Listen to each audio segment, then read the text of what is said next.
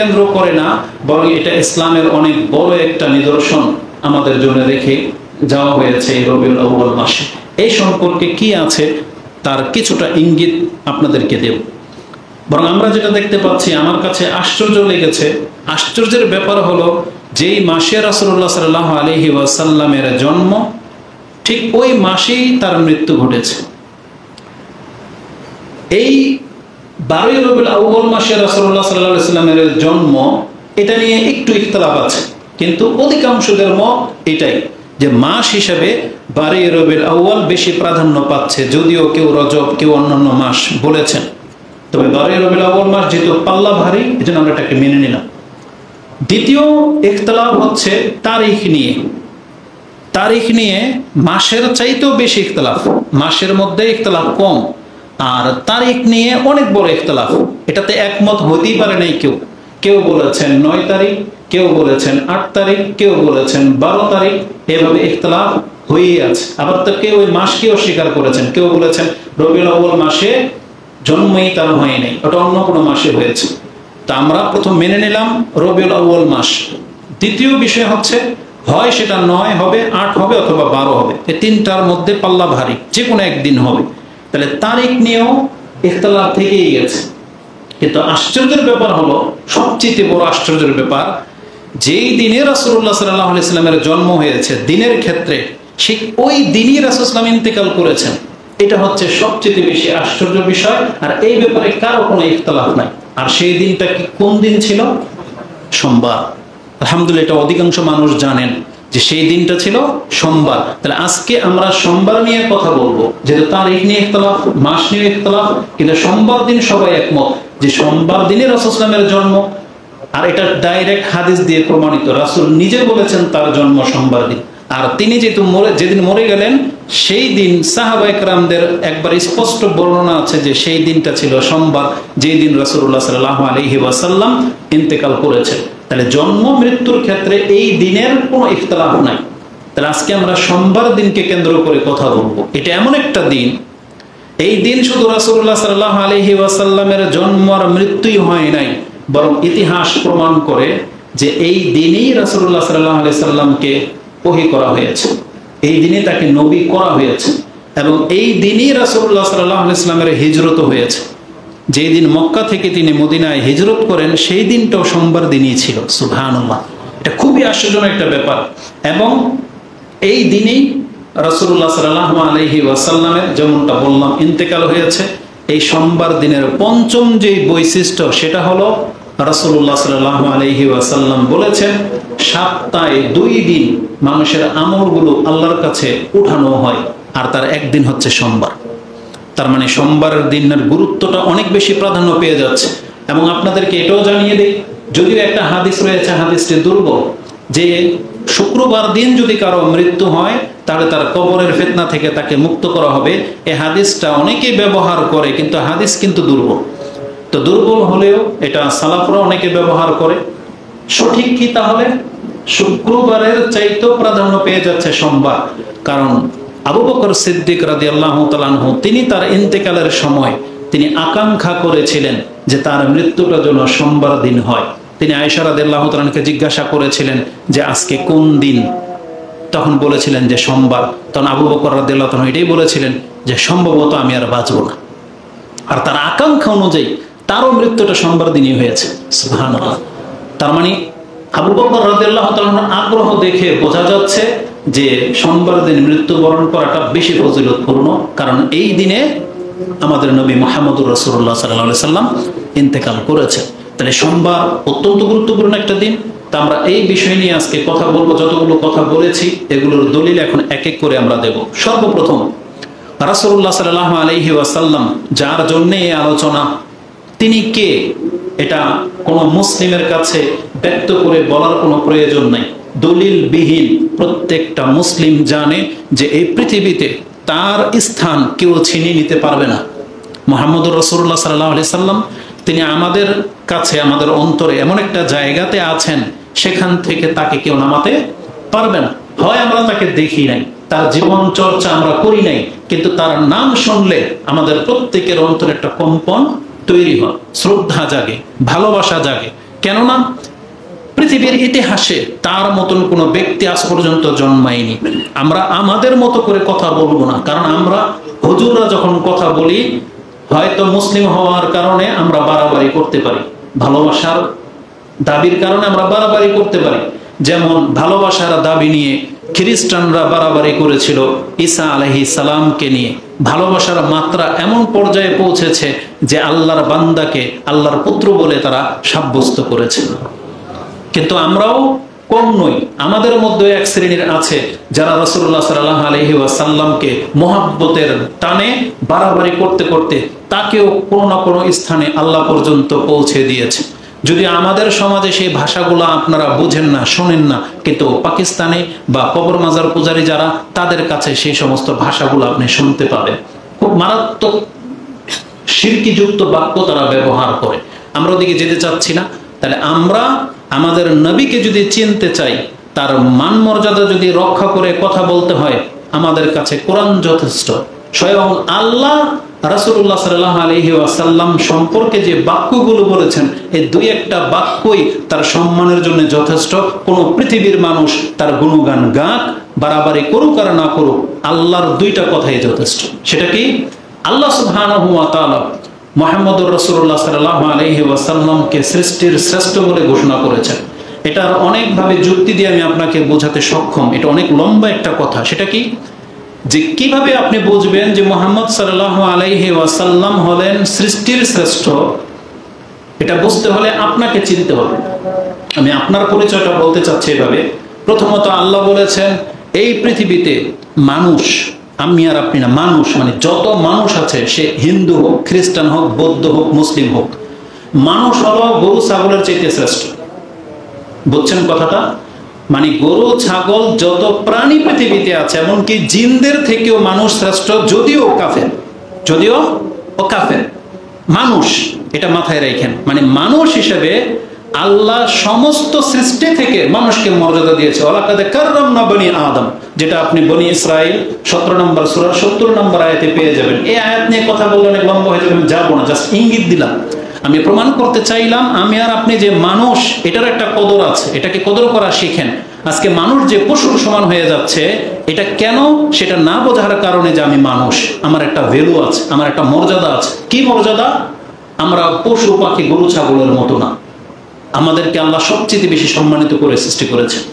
এই সম্মান আল্লাহ সুবহানাহু ওয়া তাআলা গুটিয়ে নিলেন। কাদেরকে দিয়ে দিলেন? আল্লাহ বলে দিলেন এই মানুষের মধ্য থেকে যারা আল্লাহর প্রতি ঈমান আনবে, শুধু মানুষ না, মুসলিম হলো সবচেয়ে শ্রেষ্ঠ। আল্লাহ তখন মুসলিমদেরকে এক ধাপ আগে বাড়িয়ে দিলেন। কারণ পৃথিবীর বহু মানুষ বহু মতাদর্শে থাকতে পারে, বহু ধর্ম নিয়ে বেঁচে থাকবে, কিন্তু আল্লাহ বলেছেন আমার কাছে শ্রেষ্ঠ কারা? মুসলিম, যারা আমার প্রতি ঈমান এনেছে এবং সৎ কাজ করে। আল্লাহ বলেছেন এরা সমস্ত সৃষ্টির মধ্যে শ্রেষ্ঠ। এটা আপনি পাবেন সূরা বাইয়িনাত। আল্লাহ কি বলেছেন? ইন্নাল্লাযীনা আমানু ওয়া আমিলুস সালিহাত উলাইকা হুম খায়রুল বারিয়া। বারিয়া মানে হচ্ছে সৃষ্টি, আর বার হচ্ছে আমাদের রব আল্লাহ সুবহানাহু ওয়া তাআলা। তিনি হচ্ছেন সৃষ্টিকর্তা আর আমরা হলাম সৃষ্টি। আর আল্লাহ বলেছেন নিশ্চয়ই মুসলিমরা হলো সমস্ত সৃষ্টির শ্রেষ্ঠ। এটা হলো আপনার আমার মান। এখন আসেন, তাহলে মুসলিমদের মধ্যে সবচেয়ে শ্রেষ্ঠ কে? মুহাম্মদুর রাসূলুল্লাহ সাল্লাল্লাহু আলাইহি ওয়াসাল্লাম। তিনি হলেন মুসলিমদের মধ্যে সবচেয়ে শ্রেষ্ঠ, প্রথম মুসলিম, সবচেয়ে প্রথম গ্রেটের মুসলিম। তার মর্যাদা এত উপরে পৌঁছে গেছে। তাহলে ধাপ বাই ধাপ যখন আপনি বিচার করবেন, তাহলে আপনি মানতে বাধ্য যে মুহাম্মদ সাল্লাল্লাহু আলাইহি ওয়াসাল্লাম হলেন পুরো পৃথিবীর জন্য শ্রেষ্ঠ। আর আল্লাহ নিজেই কি বলেছেন সেটা আমি আপনাকে দেখাতে চাই, এভাবে যুক্তি না দিয়ে। আল্লাহ মুহাম্মদ সাল্লাল্লাহু আলাইহি ওয়াসাল্লাম সম্পর্কে বলেছেন যেটা আর কারো সম্পর্কে বলেনি। আল্লাহ বলেছেন ইন্নাকা লা আলা খুলুকিন আযীম, নিশ্চয়ই আপনি হলেন মহান চরিত্রের অধিকার। যিনি স্রষ্টা তিনি সার্টিফাই করতেছেন তার সৃষ্টি এক বান্দা সম্পর্কে যে নিশ্চয়ই আপনি হলেন মহান চরিত্রের অধিকারী। এটা আপনি কিভাবে বুঝবেন জানেন? আল্লাহ সুবহানাহু ওয়া তাআলা তার সম্মান এমন, তিনি যখন কথা বলেন সবচেয়ে দামি জিনিসটাকে দামি বা সবচেয়ে সম্মানিত জিনিসটাকে সম্মান দিয়ে কথা বলেন। এবং তিনি যখন আপনার কাছে কোনো মূল্যবান জিনিস তুলে ধরতে চান, যেই জিনিসের মূল্য সব থেকে বেশি ওটাকে আগে পেশ করেন। যেমন ধরে নেন কোরআনের কতগুলো কসম আছে, আল্লাহ শপথ নিয়েছেন, যেমন ওয়াল আসর, ওয়াল ফাজর, ওয়াদ দুহা। এই যে এগুলো শুধু কসম না, এগুলো শুধু শপথ না, এর মধ্যে বহু কিছু লুকায়িত আছে। কি? এগুলো হচ্ছে আল্লাহর কাছে সবচেয়ে দামি জিনিস। এগুলো হলো সবচেয়ে মর্যাদাকর ওয়াক্ত। আপনার আমার জন্য সবচেয়ে কল্যাণকর সময় হচ্ছে এগুলো। আল্লাহ শপথ নিয়ে দেখাতে চেয়েছেন। ঠিক তেমনি আল্লাহ সুবহানাহু ওয়া তাআলা আপনার আমার অন্তর, যেটা অন্তর, দেহের চোখ আছে, মাথা আছে, মগজ আছে, কিডনি আছে, হাত পা আছে, রক্ত আছে, কিন্তু আল্লাহ কোনো কিছুকে অতটা মূল্যায়ন মনে করেন না, অতটা দামি না আল্লাহর কাছে যতটা দামি মানুষের অন্তর। এজন্য আল্লাহ বলেছেন ওয়া নাফসি ওয়া মা সাওয়াহা, আমি শপথ করি এই অন্তরের এবং এই অন্তরটাকে যিনি বানিয়েছেন। তার মানে আল্লাহ নিজে সম্মানিত, আর এই অন্তরটা হচ্ছে আল্লাহর মূল্যবান একটা সৃষ্টি। এজন্য দেহের মাঝে এই অঙ্গটাকেই আল্লাহ সবচেয়ে বেশি গুরুত্ব দিয়েছেন। ঠিক এইভাবেই পুরো পৃথিবীর মধ্যে আল্লাহ সুবহানাহু ওয়া তাআলা একজন ব্যক্তির কসম নিয়েছেন, তিনি হচ্ছেন আমাদের নবী মুহাম্মদ রাসূলুল্লাহ সাল্লাল্লাহু আলাইহি ওয়াসাল্লাম। মানে আল্লাহ তো কসমগুলো নেন উদাহরণস্বরূপ, এটা বুঝাতে গিয়ে, গুরুত্ব দেখাতে গিয়ে। লূত আলাইহিস সালামের জাতির কওমের পাপের চাহিদাটা তাদের অন্তরে কত ভাবে বদ্ধমূল ছিল, কত গভীর ভাবে, এটা বোঝাতে গিয়ে আল্লাহ কসম করেছেন। আমরা বলি না, আমি আল্লাহর কসম করে বলতেছে এই লোকটা সবচেয়ে চোর, বলি না? তার মানে এই লোকটা সব থেকে খারাপ। তার মানে এর খারাপিটাকে প্রমাণ করতে গিয়ে আমি আল্লাহর শপথ নিয়ে আসলাম। কেন? যাতে আপনি কথাটা গুরুত্বের সাথে নেন। আর আল্লাহ লূত আলাইহিস সালামের জাতির অন্তরের পাপের চাহিদাটা কতটা গভীর ছিল, এটা বোঝাতে গিয়ে আল্লাহ কার শপথ নিয়েছেন জানেন? মুহাম্মদ সাল্লাল্লাহু আলাইহি ওয়াসাল্লাম। আল্লাহ বলেছেন লাআমরুকা ইন্নাহু লাফি সাকরাতিম ইয়াউমাহুন। সেটা আপনি পেয়ে যাবেন সূরা আল হিজর 15 নম্বর সূরার 72 নম্বর আয়াতে। আল্লাহ বলেছেন লাআমরুকা, হে নবী আপনার শপথ করে বলতেছি। বুঝেন আল্লাহ কেন তার শপথ নিলেন? ইব্রাহিম ছিলেন, মুসা, ঈসা, আরো তো হাজারো, আদম ছিলেন, কত মানুষ ছিলেন, কিন্তু আল্লাহ কারো শপথ গ্রহণ করেননি। মানে যেহেতু তিনি সবচেয়ে বেশি সচ্চরিত্রের, এজন্য আল্লাহ বলেছেন লাআমরুকা, আপনার শপথ করে বলতেছি, বা আপনার নফসের কসম করে বলতেছি, লূত আলাইহিস সালামের জাতির অন্তরে খারাপ কাজের চাহিদা এত বদ্ধমূল ছিল যে ওদেরকে উল্টে দেওয়া ছাড়া ফেরার আর কোনো পথ ছিল না। তার মানে কোনো নবীদের কোনো কাজ হবে না, এরা শাস্তির যোগ্য। এই কথাটা তুলে ধরতে গিয়ে আল্লাহ বলছেন লাআমরুকা, আপনার নফসের বা আপনার ব্যক্তিত্বের শপথ করে বলতেছি এই জাতিটা এতটা খারাপ। তাহলে মুহাম্মদ রাসূলুল্লাহ সাল্লাল্লাহু আলাইহি সাল্লাম তিনি হলেন সবচেয়ে শ্রেষ্ঠ, এগুলো তারা প্রমাণ করে।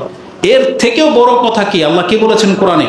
আল্লাহ সুবহানাহু ওয়া তাআলা সব সৃষ্টিকে বলেছেন যে তোমাদের জন্য সৃষ্টি করেছি, কিন্তু মুহাম্মদ রাসূলুল্লাহ সাল্লাল্লাহু আলাইহি সাল্লাম শুধু তিনি একজন সতর্ককারী, একজন সুসংবাদদাতা, একজন রাসূল নন, বরং আল্লাহ বলেছেন ওমা আরসালনাকা ইল্লা রাহমাতাল লিল আলামিন, আমি শুধু মানুষ না, পুরো পৃথিবীর আমার সৃষ্টির উপরে আপনাকে আমি রহমত স্বরূপ পাঠালাম।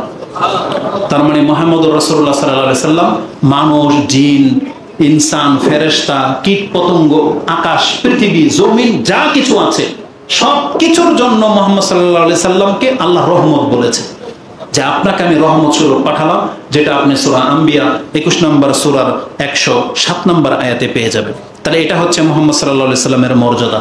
এভাবে বহু কথা আসবে, একটা হাদিসে তার কয়েকটা মর্যাদার কথা এসেছে, সেটা আমি আপনাদেরকে স্মরণ করিয়ে দিই। যে হাদিসটা ইমাম মুসলিম কিতাবুল ফাদাইল 44 নম্বর অধ্যায়, হাদিস নাম্বার হচ্ছে 5834, হাদিসটি তিরমিজিতে 3615, ইবনে মাজাহতে হাদিসটি 4308 নম্বরে রয়েছে।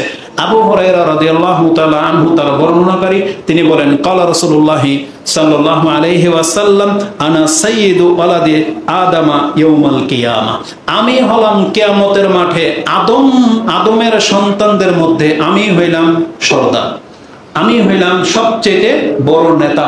তার মানে কিয়ামতের মাঠে সমস্ত মানুষ সেখানে উপস্থিত থাকবে, আর নেতা হিসেবে ডাকা হবে মুহাম্মদুর রাসূলুল্লাহ সাল্লাল্লাহু আলাইহি ওয়াসাল্লামকে, তাকে আলাদা করে নিয়ে নেওয়া হবে। তিনি হচ্ছেন সাইয়্যিদি ওয়ালাদে আদম, বলেছেন আমি আদমের সন্তানের মধ্যে শ্রেষ্ঠ।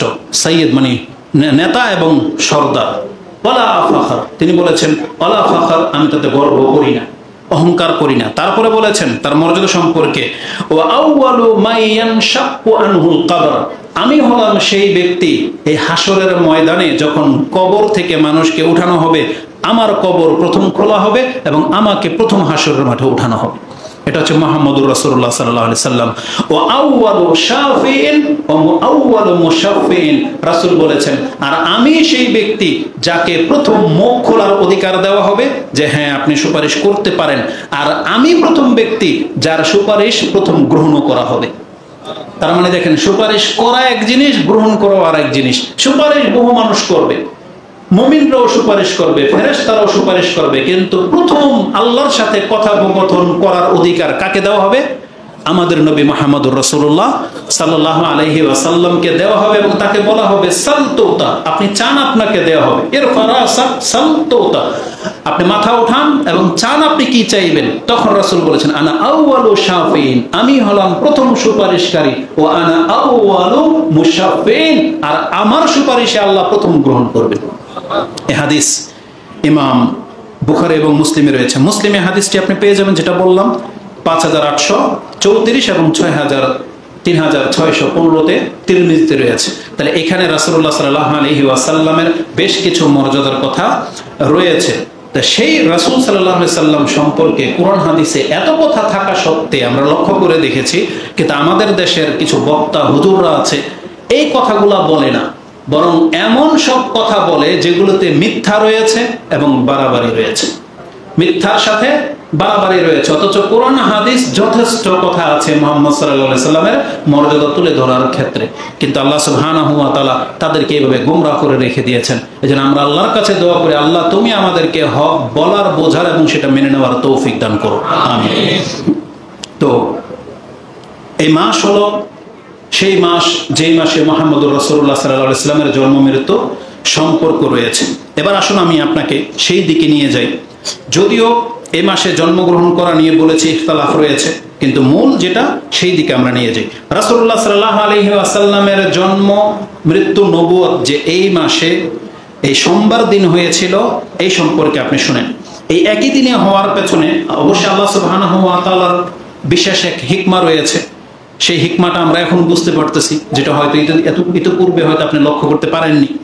রাসূলুল্লাহ সাল্লাল্লাহু আলাইহি ওয়াসাল্লাম থেকে একটা হাদিস কোট করা হয়েছে, আন আবি কাতাদা আল আনসারী, তিনি বলেন আন্না রাসূলুল্লাহ সাল্লাল্লাহু আলাইহি ওয়াসাল্লাম সুইলা আন সাওমে আল ইসনাইন, রাসূলুল্লাহ সাল্লাল্লাহু আলাইহি ওয়াসাল্লামকে যখন সোমবার দিন সিয়াম রাখার কথা জিজ্ঞাসা করা হলো যে ইয়া রাসূলুল্লাহ আপনি প্রত্যেক সোমবার কেন সিয়াম রাখেন, তখন রাসূলুল্লাহ সাল্লাল্লাহু আলাইহি সাল্লাম জবাবে বলেছেন ফিহে উলিদতু, এই দিনে আমি জন্মগ্রহণ করেছি। ফিহে উলিদতু ওয়া ফিহে উনজিলা আলাইয়া, আর এটা এমন একটা দিন, এই দিনেই আমার উপরে ওহী নাজিল করা হয়েছে। তার মানে আমাকে ওহী নাজিল করে জানিয়ে দেওয়া হয়েছে আপনি রাসূল, আমাকে নবী করা হয়েছে, এটাই হলো সেই দিন। কি ব্যাপার, এই পাঁচজনকে আলাদা করেছিলাম, ওরা আবার ওখানে গিয়ে জড়ো হলো কিভাবে? আপনারা কি করেন, ওই পাঁচজন আবার একসাথে গেল কিভাবে? উঠান ওদেরকে, উঠান। তো আল্লাহ সুবহানাহু ওয়া তাআলার বিচার কত সূক্ষ্ম দেখেন। যেই দিনে রাসূলের জন্ম ঠিক একই দিনে রাসূলুল্লাহ সাল্লাল্লাহু আলাইহি সাল্লামের উপরে ওহী করা হয়েছে। তার মানে আমরা বলতে পারি ওই দিনে তিনি যে রাসূল এটা ডিক্লেয়ার হয়েছে। সেই দিনটা কোন দিন ছিল? সোমবার ছিল। এই হাদিসটি ইমাম মুসলিম কোট করেছেন, যেটা আপনি কিতাবুস সিয়ামের মধ্যে পেয়ে যাবেন, 2640 এ হাদিসটি রয়েছে। এই হাদিসে রাসূলুল্লাহ সাল্লাল্লাহু আলাইহি ওয়াসাল্লামের জন্ম এবং নবুয়ত দুইটার কথা রয়েছে। এখানে আরেকটু ব্যাপার হলো, মানুষ যখন ভালো কিছু পায় বা সন্তুষ্ট হয়, শুকরিয়া আদায় কিভাবে করে এই হাদিস থেকে আপনি শিখে নেন। রাসূল সোমবার দিন সিয়াম রাখতেন, কারণ কি ছিল? তিনি কারণ স্বরূপ দুইটা কথা বলেছেন, যে এই দিনে আমি জন্মগ্রহণ করেছি আর এই দিনই আমাকে রাসূল করা হয়েছে। তার মানে তার কাছে যখন ওহী আসা শুরু হয়েছে, ওই ওহীর মারফতেই তাকে জানানো হয়েছে যে আপনার জন্মটাও সোমবার দিন হয়েছে। তাই তিনি এই দিনটাকে এত গুরুত্বের সাথে নিয়েছেন যে শুকরিয়া স্বরূপ তিনি এই যত সোমবার পৃথিবীতে তিনি পেয়েছেন, প্রত্যেক সোমবার দিন তিনি সিয়াম পালন করতেন শুধু আল্লাহর শুকরিয়া আদায় করার জন্য। তার মানে বোঝা যাচ্ছে যার উপরে যত বড় অনুগ্রহ যখন করা হবে, আপনি চাইলে সেই অনুগ্রহকে স্মরণ করে আপনি সেই দিন সিয়াম পালন করতে পারেন। এটা হচ্ছে আপনার জন্য কি জায়েজ একটা ওয়ে, নাকি আপনি ঈদ পালন করবেন ইহুদি খ্রিস্টানদের মতো? বরং উচিত কি ছিল? আজকে আপনি যেই দিন বিয়ে করেছেন, ম্যারেজ ডে পালন না করে সেই দিন আপনি যদি এতই নিয়ামত পেয়ে গিয়ে থাকেন, দুনিয়ার হুর যদি পেয়ে গিয়ে থাকেন, যার জন্য আপনাকে ম্যারেজ ডে পালন করতে হয়, কেক কেটে তাকে গিফট করতে হয়, এত বড় নিয়ামত আপনার কাছে যার দেখলে আপনার চোখ জুড়িয়ে যায়, তাহলে আপনি যখন এটাকে নিয়ামতই ভাবতেছেন, তাহলে আপনি সিয়াম রাখতেন সেই দিন, যে আজকে আমার এমন একটা হুর পেয়েছে, সিয়াম রাখতেন। মহিলাদেরকে বলবো, আপনার স্বামী যদি এমন জান্নাতি পুরুষ আপনি পেয়ে গিয়ে থাকেন, যাকে আপনি এত বড় কিছু মনে করতেছেন, তাহলে ম্যারেজ ডে পালন না করে সেদিন আপনি শুকরিয়া স্বরূপ সিয়াম পালন করেন। এটা কেন করেন না? আপনার মাথা ইসলামিক ওয়েতে কেন যায় না? ভালো কেন কিছু গ্রহণ করে না? যেই দিন আপনার সন্তানের জন্মবার্ষিকী পালন করতেছেন, তাহলে সেটাকে তো আপনি ইসলামীকরণ করতে পারেন, আপনাকে তো আর কেউ বাধা দেবে না, এটাকে তো আর কেউ বেদাত বলবে না। কারণ যদিও বলা হয়েছে যে রাসূলুল্লাহ সাল্লাল্লাহু আলাইহি সাল্লামের জন্মের সাথে অন্য কোনো ব্যক্তির জন্মের কোনো সম্পর্ক নাই, মানে আপনি আপনার জন্মের দিনকে কেন্দ্র করে সিয়াম রাখবেন না। কেন? কারণ রাসূলের জন্মটা আপনার আমার জন্মের মতো না। কিন্তু তারপরেও যেহেতু আপনার কাছে দলিল আছে, আপনি শুকরিয়া আদায় করতে চাইলে শুকরিয়া আদায় করার নিয়মটা আমি বলতেছি, সেটা কি? সিয়াম পালন করা। শুকরিয়া আদায় করার সেজদাও তো আছে, নাই? শুকরানা সেজদা নাই, সেটাও তো করতে পারতেন। কিন্তু এগুলো ইসলাম থেকে না নিয়ে আপনি ইহুদি নাসারাদের থেকে জন্মবার্ষিকী আর বার্থডে কেন নিলেন? তার মানে বোঝা যাচ্ছে যে আপনার এই শিক্ষা বিদ্যার মধ্যে ত্রুটি আছে। কারণ ইসলাম আমাদেরকে দেয় নাই এমন কোনো কিছু নাই, সবই দেওয়া আছে, শুধু আপনি ইসলাম থেকে নিচ্ছেন না। এটা হচ্ছে পার্থক্য। তো রাসূলুল্লাহ সাল্লাল্লাহু আলাইহি ওয়াসাল্লাম তিনি সোমবার দিন নবুয়ত প্রাপ্তির কারণে তিনি এই দিন সিয়াম পালন করতেন। তাহলে প্রমাণ হয়ে গেল যে রাসূলুল্লাহ সাল্লাল্লাহু আলাইহি সাল্লাম সোমবার দিন তিনি সিয়াম পালন করতেন তার জন্ম এবং নবুয়তের কারণে।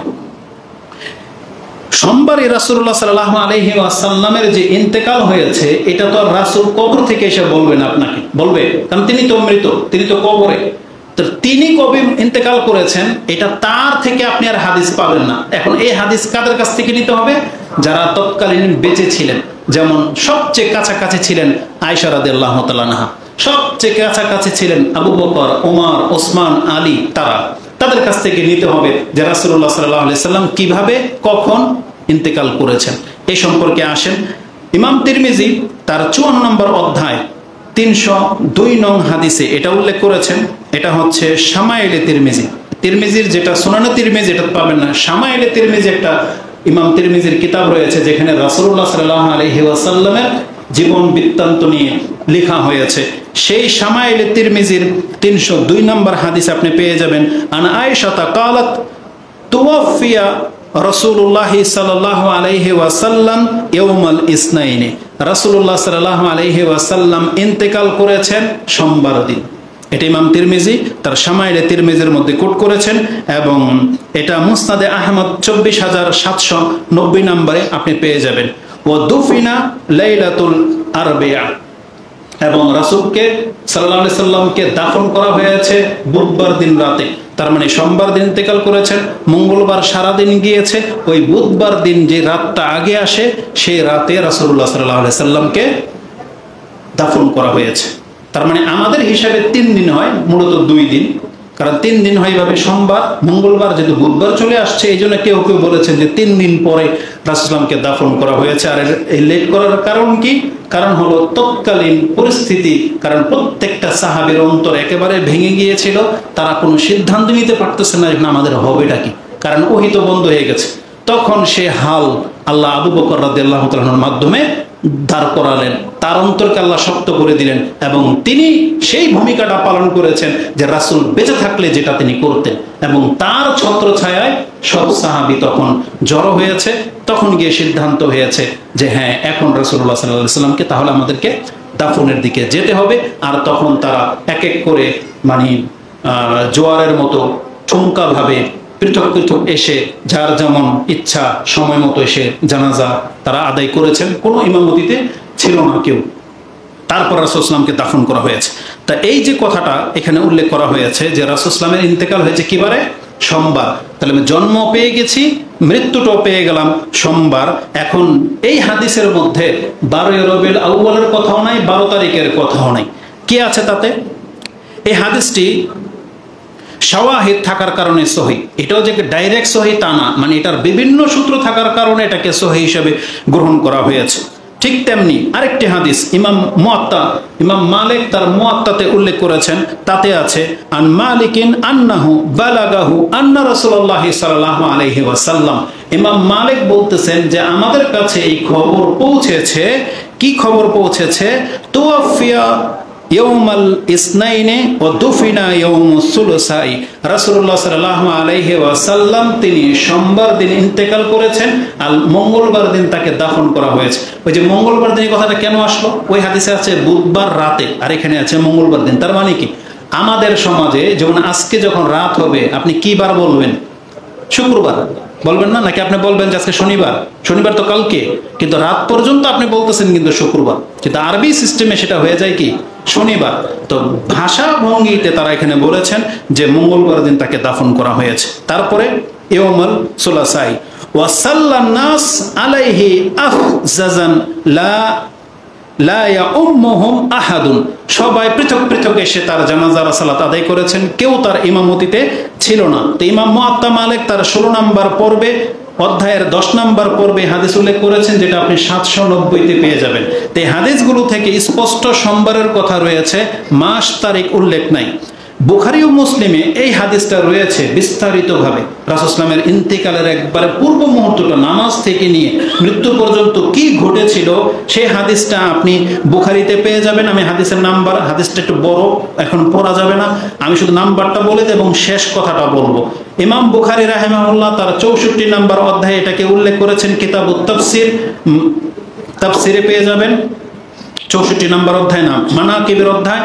হাদিস হচ্ছে 4448, মানে 4448 নাম্বার হচ্ছে বুখারীতে রয়েছে। মুসলিমে হাদিসটি 830-এ রয়েছে, মানে কিতাবুল ওযু তাহারাতের অধ্যায় রয়েছে, অথবা ইলমের অধ্যায় রয়েছে। সেটা পাবেন আপনি 4 নম্বর অধ্যায় বা মসজিদের অধ্যায় রয়েছে। 830 নম্বর হাদিস মুসলিমে। তাতে কি আছে? রাসূলুল্লাহ সাল্লাল্লাহু আলাইহি ওয়াসাল্লামের মৃত্যুর পুরো ঘটনাটা আছে। আতিম্মুস সালাতাকুম, রাসূল সাল্লাল্লাহু আলাইহি ওয়াসাল্লাম যখন জ্ঞান ফিরল তখন তাদেরকে বলল যে তোমরা নামাজটাকে পূর্ণ করে নাও। সুম্মা দাখালাল হুজরা ওয়া আরখা সিতরাহু। তারপরে রাসূল সাল্লাল্লাহু আলাইহি ওয়াসাল্লাম ইশারা করে দিয়ে তিনি তার হুজরাতে চলে গেলেন, এবং সাহাবী বলতেছেন তখন রাসূল হুজরা থেকে তার পর্দাটাকে একটু সরিয়ে শুধু আমাদের দিকে দেখেছিলেন। এটা ছিল রাসূল সাল্লাল্লাহু আলাইহি ওয়াসাল্লামের দেখার জীবনের সর্বশেষ দেখা সাহাবীদেরকে। তারপরে তার পর্দা লাগিয়ে দেওয়া হলো, ওটাই ছিল রাসূল সাল্লাল্লাহু আলাইহি ওয়াসাল্লামের ইন্তেকালের মুহূর্ত। তারপরে তিনি হুজরাতেই থেকে গেলেন। ফাতুওয়াফিয়া মিন ইয়াউমিহি, আর ওই দিনই রাসূল সাল্লাল্লাহু আলাইহি ওয়াসাল্লামের ইন্তেকাল হলো। এটা ইমাম বুখারীর শব্দ। আরেকটা শব্দ ইমাম মুসলিম করেছেন, ফাতুওয়াফিয়া রাসূলুল্লাহ সাল্লাল্লাহু আলাইহি ওয়াসাল্লাম মিয়াউমিহি যালিক, আর ওই দিনই রাসূল সাল্লাল্লাহু আলাইহি ওয়াসাল্লামের ইন্তেকাল হয়েছে। এটা মূলত সোমবার দিনের ঘটনা। যে হাদিস পড়লে ওখানে সোমবার দিনের কথা আপনি পাবেন, অনেক লম্বা একটা হাদিস। তাহলে বুখারী মুসলিমেও প্রমাণ পাওয়া যায় যে রাসূলুল্লাহ সাল্লাল্লাহু আলাইহি ওয়াসাল্লামের ইন্তেকাল হয়েছে কি বারে? সোমবারে। এখন আপনি যদি মনে করেন যে সেই তারিখটা 12 তারিখ ছিল, তাহলে আমি আপনার কথা মেনেই নিলাম, ধরে নেন সেটা 12 তারিখ ছিল, কিন্তু আপনাকে আমার সাথে একমত হতে হবে তাহলে জন্মদিন যেটা, মৃত্যুর দিনও সেটা, এটাকে আপনাকে মেনে নিতে হবে, কারণ দলিল এটা প্রমাণ করে। এখন আমি আপনার সাথে কথা বলবো, আপনার বিবেকে কি করে এটা কুলালো যেই দিন রাসূলুল্লাহ সাল্লাল্লাহু আলাইহি ওয়াসাল্লামের ইন্তেকাল হয়ে গেছে, এটা একবারেই স্পষ্ট, আর সেই দিনটাকে আপনি আনন্দের দিন হিসেবে গ্রহণ করে নিতে পারেন? কি করে সম্ভব? এটা আপনার বিদ্যা বুদ্ধি কি করে আপনাকে এই দিকে নিয়ে গেল যে এই দিনে আপনি ঈদ মিলাদুন নবী পালন করবেন? কিভাবে আপনার চিন্তা এটা আসলো? যেই দিন আপনার সন্তান জন্মগ্রহণ করেছে, ধরেন হসপিটাল থেকে নিয়ে আসলেন, ওই দিনে বাসায় নিয়ে আসছেন, ধরেন ওই দিনে মারা গেল, বা বছর ঘুরতে ওই দিনে মারা গেল। আজ পর্যন্ত কোনো পিতামাতাকে এটা পেরেছে যে ওই দিন তার সন্তানের বার্থডে পালন করবে? নাকি সেই দিন আসলে সে কান্না করে? কি করে? হসপিটালে তো তার ছেলে জন্ম হয়েছিল, বাসায় এসে যখন মারা গেল সেই দিন সে কান্না কেন করবে? তাকে তো আনন্দ করা উচিত, মিষ্টি বিতরণ করা উচিত। কেন? যে আজকে আমার সন্তান হয়েছিল। কিন্তু সেটা কেন পারে না? কারণ অবশ্যই মানুষের ফিতরত, মানুষ দামি জিনিস পেলে যেমন খুশি হয়, হারালে তার চেয়ে বেশি দুঃখিত হয়, তার চেয়ে বেশি তার কষ্ট লাগে। মুহাম্মদুর রাসূলুল্লাহ সাল্লাল্লাহু আলাইহি ওয়াসাল্লাম পুরো পৃথিবীর উপরে সম্পদ, রহমত স্বরূপ, আর যেই দিন আপনি সেটা হারালেন সেটা আপনার কাছে আনন্দের দিন কি করে হতে পারে? এটা আপনার বিবেক কি করে এটাকে সায় দেয়? কেন আপনারা ধোঁকা খেয়ে যান এই সমস্ত বাটপারদের কথাতে? এটা বাটপারই বলবো না, হয়তো কি তাদের কথাতে কেন ধোঁকা খেয়ে যান আপনি যে এটাকে ঈদে মিলাদুন নবী পালন করতে হবে রাসূল সাল্লাল্লাহু আলাইহি ওয়াসাল্লামের ইন্তেকালের দিনটাকে? এটা কোন সেন্সের মুসলিমের কাজ হতে পারে? আমাদেরকে আল্লাহ সুবহানাহু ওয়া তাআলার কাছে দোয়া করা ছাড়া আর কোনো পথ নাই, হেদায়েতের দোয়া করা ছাড়া, যাতে আল্লাহ আমাদেরকেও হেদায়েতের উপরে রাখেন আর তাদেরকেও যেন আল্লাহ হেদায়েত দান করেন, আমিন। এবার আমি আপনাকে, যদিও খুতবা আজকে এই পর্যন্তই শেষ, এখন আমি আপনাকে দেখাবো, যেহেতু আপনি আনন্দটাকে বেছে নিয়েছেন, আমি আপনাকে দেখাবো আপনার মাঝে আমাদের মাঝের সাহাবা ইকরামদের চিন্তার মাঝে কতটা পার্থক্য, এটা আমি আপনাকে দেখাবো। রাসূলুল্লাহ সাল্লাল্লাহু আলাইহি সাল্লামের যখন ইন্তেকাল হয়ে গেল তখন কার কি অবস্থা হয়েছে আপনারা তো কম বেশি সেটা জানেন। যে উমর রাদিয়াল্লাহু তাআলা আনহু খোলা তরবারি নিয়ে বলেছিল, যে ব্যক্তি বলবে মান কালা মুহাম্মাদান মা দুরিবা উনুকাহু, যেই ব্যক্তি বলবে যে মুহাম্মদ সাল্লাল্লাহু আলাইহি ওয়াসাল্লাম মারা গেছে, আমি তরবারি দিয়ে তার গর্দানটার মধ্যে মারবো, এটা বলেছিলেন উমর রাদিয়াল্লাহু তাআলা আনহু। আসুন সেই বর্ণনাটা আমি আপনাকে দেখিয়ে দিই। আবু বকর সিদ্দিক রাদিয়াল্লাহু তাআলা আনহু এসে বিষয়টা স্পষ্ট করতে চাইলেন, তখন দূরে ছিলেন, তিনি দূর থেকে আসলেন। দূর থেকে এসে সরাসরি রাসূল সাল্লাল্লাহু আলাইহি ওয়াসাল্লামের ঘরে গেলেন। অনেক লম্বা বর্ণনা, আমি শর্ট করে দিচ্ছি, আপনারা সেই ইতিহাস জানেন। গিয়ে রাসূল সাল্লাল্লাহু আলাইহি ওয়াসাল্লামের ঘরে ঢুকলেন, দেখলেন যে তিনি চাদর মুড়া দিয়ে তাকে ঢেকে রাখা হয়েছে। তিনি চাদরটা উঠালেন, উঠিয়ে রাসূল সাল্লাল্লাহু আলাইহি ওয়াসাল্লামের কপালে চুমু খেলেন এবং বললেন, আল্লাহ আপনার জন্য যে মৃত্যুর ডেট লিখে রেখেছিলেন এটা আজকে চূড়ান্ত হয়ে গেছে, আপনার আর দ্বিতীয়বার মৃত্যু আসবে না। তার মানে যে মৃত্যুটা মানুষ একবার মরে সেটা আজকে আপনার হয়ে গেছে, আপনার দ্বিতীয়বার আর মৃত্যু এই পৃথিবীতে হবে না। তারপরে তিনি এই কথা বলে দিয়ে কান্না করছিলেন এবং সরাসরি মসজিদের দিকে যেতে লাগলেন। গিয়ে দেখলেন যে মানুষ বিক্ষিপ্ত অবস্থায় আছে, কেউ ওমর রাদিয়াল্লাহু তাআলার সামনে, কেউ কার মতো মনমরা হয়ে আছে, এবং ওমর রাদিয়াল্লাহু তাআলা তিনি খুব হইচই করতেছেন এবং কাউকে কথা মানতে দিচ্ছেন না যে মুহাম্মদ সাল্লাল্লাহু আলাইহি ওয়াসাল্লামের ইন্তেকাল হয়ে গেছে। আর ওমর রাদিয়াল্লাহু তাআলার একটা জজবা ছিল, সবাই কিন্তু তাকে ভয় পেত এবং তার অনুকূলে ইসলামের বহু বিধান ছিল বিদায় কেউ সাহস পাচ্ছেন এটাকে ডিনাই করতে। তারা অপেক্ষায় ছিল যে একটা ফয়সালা হোক, যেটাই হোক হোক। ওই মুহূর্তে আবু বকর রাদিয়াল্লাহু তাআলা তিনি আসলেন, ওমরকেও কিছু বললেন না, সরাসরি এসে মিম্বরে দাঁড়িয়ে গেলেন। তিনি প্রশংসা করলেন আল্লাহ, আলহামদুলিল্লাহ। তারপর রাসূল সাল্লাল্লাহু আলাইহি ওয়াসাল্লামের উপরে সালাত সালাম পড়লেন, আম্মা বা। তারপরে এই কথা বলে দিয়ে মানে খুতবার ভঙ্গিমায় তিনি কোরআন থেকে একটা আয়াত পাঠ করলেন, সরাসরি আয়াত। তিনি কি বলেছেন? ওমা মুহাম্মাদুন ইল্লা রাসূলুন কাদ খালাত মিন ক্বাবলিহির রাসূল। মুহাম্মদ তো এছাড়া আর কিছুই ছিলেন না, যেমন ছিলেন অতীতের রাসূলগুলো যারা আসছেন এবং চলে গেছেন। ওমা মুহাম্মাদুন ইল্লা রাসূলুন কাদ খালাত মিন ক্বাবলিহির রাসূল। তিনি তো ঠিক ওই রকমের একজন রাসূল ছিলেন যাদেরকে আল্লাহ যুগে যুগে পাঠিয়েছেন, আবার অতীত হয়ে গেছে। তারপরে এখন আল্লাহর পক্ষ থেকে সংবাদ দেওয়া হচ্ছে তার জাতিকে, আফা ইম্মাতা আও কুতিলান। তার মানে দুইটা শব্দ ব্যবহার করা হয়েছে, যার জন্য যেটা প্রযোজ্য সেই শব্দ ব্যবহার করা হয়। আল্লাহর সাথে এই শব্দ কোনোদিন যাবে না। আল্লাহ যদি বলতেন না, তোমরা কি মনে করো আল্লাহ যদি কোনোদিন গায়েব হয়ে যান, আল্লাহ যদি কোনোদিন মরে যান, তোমরা কি ইবাদত করা ছেড়ে দিবে? কেন আল্লাহ এই ভাষা বলবেন না? কারণ এটা আল্লাহর সাথে যায় না। কারণ আল্লাহ হচ্ছেন আল হাইয়ুল কাইয়ুম, না তাকে কেউ মারতে পারে, না তার কোনো মৃত্যু আছে, আর না তিনি কোনোদিন গায়েব হয়ে যাবেন। কারণ আল্লাহ বলছেন হুয়াল আউয়াল ওয়াল আখির ওয়াল যাহির ওয়াল বাতিন। এটা আল্লাহ স্পষ্ট করে দিয়েছেন, তিনি সর্বশেষ থাকবেন। এবং আল্লাহ কি বলেছেন, যেটা সূরা আয়াতুল কুরসির মধ্যে আপনি পড়েন, তিনি হচ্ছেন হাইয়ুল কাইয়ুম, হাইয়ুল লাযী লা ইয়ামুত, যেটা আপনি সূরা জুমারে পাবেন।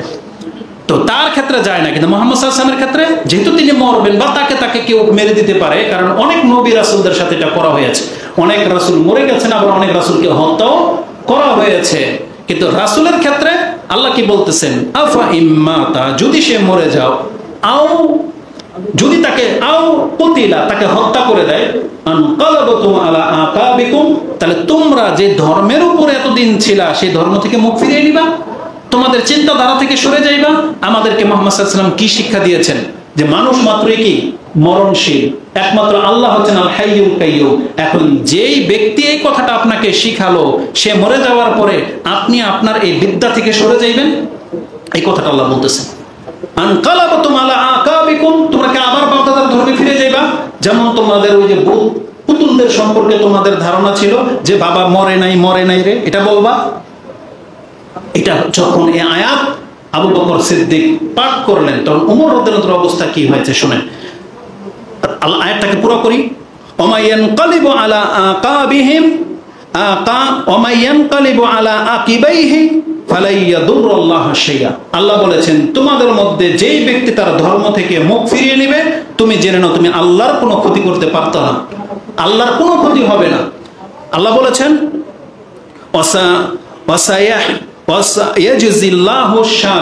আর খুব শীঘ্রই আল্লাহ সুবহানাহু ওয়া তাআলা শুকরগুজার বান্দাদেরকে আল্লাহ তার পারিশ্রমিক দেবেন। এই আয়াতটি সূরা আলে ইমরান 3 নম্বর সূরার 144 রয়েছে। এই আয়াতটা যখন আবু বকর রাদিয়াল্লাহু তাআলা পাঠ করে শোনালেন, তখন ওমর রাদিয়াল্লাহু তাআলা তিনি বলেন, আন্না ওমর কালা ওয়াল্লাহি মা হুয়া ইল্লা আন সামি'তু আবু বকরিন তালাহা। আল্লাহর কসম করে বলতেছি, এই আয়াতটা আমি কেবলমাত্র এই আবু বকর রাদিয়াল্লাহু তাআলার মুখ থেকে যখন পাঠ করতে শুনলাম, ফা আকারতু হাত্তা মা তুকিল্লুনি রিজলাইয়া, আমার কান এই কথা শোনার পরে থরথর করে আমার শরীর জমিনে পড়ে গেল, আমার পা আমাকে ধরে রাখতে পারলো না। তার মানে মানুষের অন্তর যখন কেঁপে যায়, তার হাত পা কিন্তু সব কেঁপে যায়। তখন তার অন্তরে যখন এটা আঘাত লেগেই গেছে, একিন হয়েই গেছে যে মুহাম্মদ সাল্লাল্লাহু আলাইহি ওয়াসাল্লাম ইন্তেকাল হয়ে গেলেন, এই কথা তার অন্তর মেনে নেওয়ার সাথে সাথে তিনি জমিনে পড়ে গেলেন, তিনি আর দাঁড়িয়ে থাকতে পারলেন না। এটা হচ্ছে ওমর রাদিয়াল্লাহু তাআলা আনহুর অবস্থা। ওয়া হাত্তা আহাইতু ইলাল আরদ, এবং আমি জমিনে পড়ে গেলাম। এটা তার মুখের ভাষা, তিনি বলেছেন যে হাত পাও কাঁপতে কাঁপতে যা হয় দেখবেন মানুষ কিন্তু জমিনে বসে যায়। এটা ছিল ওমর রাদিয়াল্লাহু তাআলার অবস্থা। যখন রাসূলুল্লাহ সাল্লাল্লাহু আলাইহি ওয়াসাল্লামকে দাফন করা হয়েছে, কবর দিয়ে যখন আনাস রাদিয়াল্লাহু তাআলা আনহু বাসায় ফিরতেছেন, তখন ফাতেমা রাদিয়াল্লাহু তাআলা আনহার অবস্থা শুনেন তিনি কি বলেছেন। আমি শর্ট করে শুধু দুইটা ছোট্ট কথা বলবো। আনাস রাদিয়াল্লাহু তাআলা আনহুকে ফাতেমা রাদিয়াল্লাহু তাআলা তিনি বলেছিলেন, যখন তিনি কান্না করতেছিলেন, ইয়া আবা, হে আমার পিতা, আজাবা রাব্বাদ দাওয়া, যিনি তার রবের ডাকে সাড়া দিয়ে দিয়েছেন। আজাবা রাব্বাদ দাওয়া, ইয়া আবাতা, হে আমার পিতা, মান জান্নাতুল ফিরদাউসি মাওয়া, যার ঠিকানা জান্নাতুল ফিরদাউসে রয়েছে। হে আমার পিতা, ইয়া আবা ইলা জিবরিল নাদা, আমি আমার পিতার খবর জিবরিলকে দিচ্ছি। ফালাম্মা দুফিনা, তার মানে যখন তাকে দাফন করা হলো, তার মানে ইনি কবিতার ছলে তার দুঃখটাকে এভাবে প্রকাশ করতেছেন যে জিবরিল বলতে, জিবরিল তুমি কি জানো যার কাছে তুমি ওহী নিয়ে আসতা, তিনি আর এখন আর নাই। তিনি কান্না করতেছেন আর এইভাবে কবিতা পাঠ করতেছেন।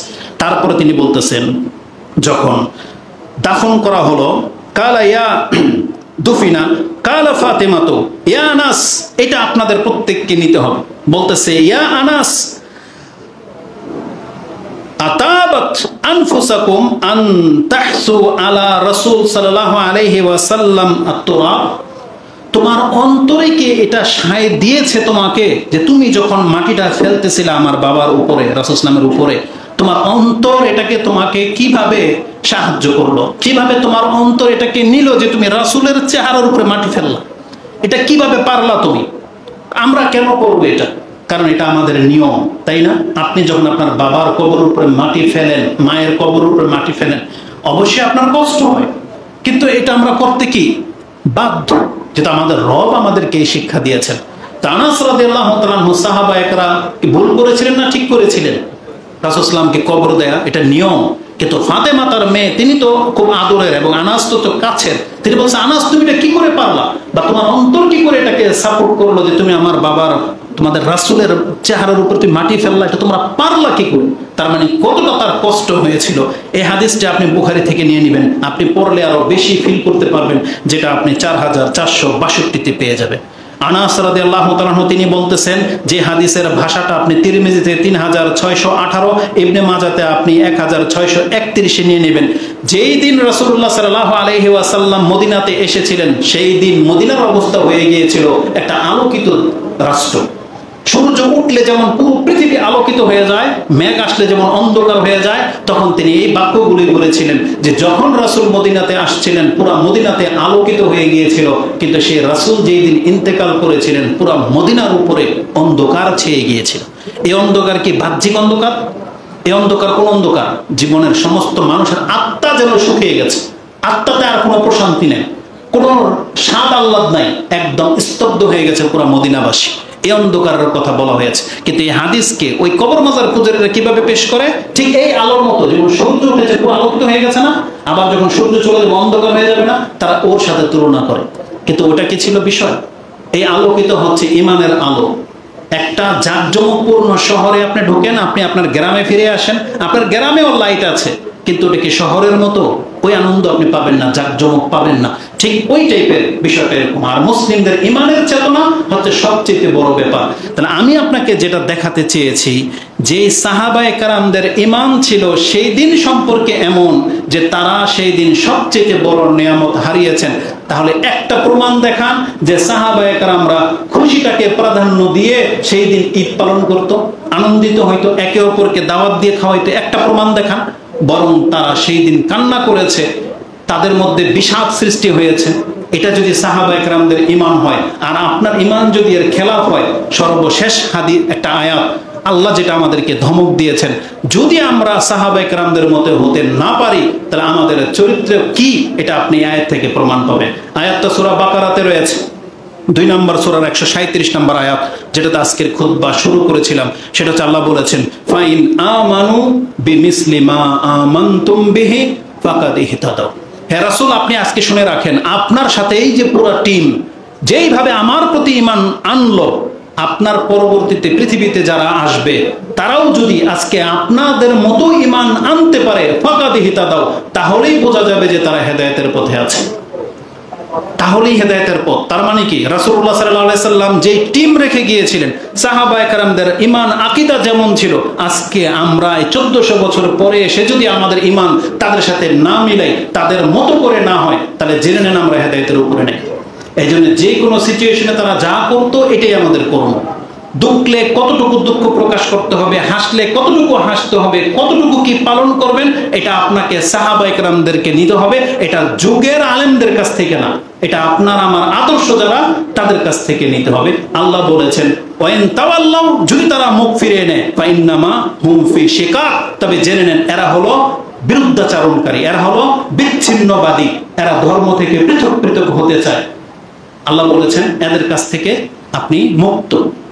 তার মানে এই আয়াতের দিকে ফলো করবেন। আপনি মিলিয়ে দেখেন আমাদের ঈমান আমল সাহাবায়ে কেরামদের সাথে মিলে কিনা, তাহলে আপনি হেদায়েতের পথে আছেন। আমার সাথে মিলুক আর না মিলুক, আপনার সাথে আমার মিলুক বা না মিলুক, আপনার সমাজের ইমামের সাথে মিলুক বা না মিলুক, আপনি দেখেন তাকায়া স্টাডি করে আপনার আমল সাহাবায়ে কেরামদের মতো মিলে কিনা। বাস, যদি আপনারটা মিলে যায়, আপনি পুরো দুনিয়াকে ঠোকর মারেন যে দুনিয়া কোন দিকে যায়, যা আমার আমল আমাদের নবী মুহাম্মদুর রাসূলুল্লাহ সাল্লাল্লাহু আলাইহি সাল্লাম এবং সাহাবায়ে কেরামদের সাথে মিল পাচ্ছি, আমি হক পথে আছি, দুনিয়াটা মানুক আর না মানুক।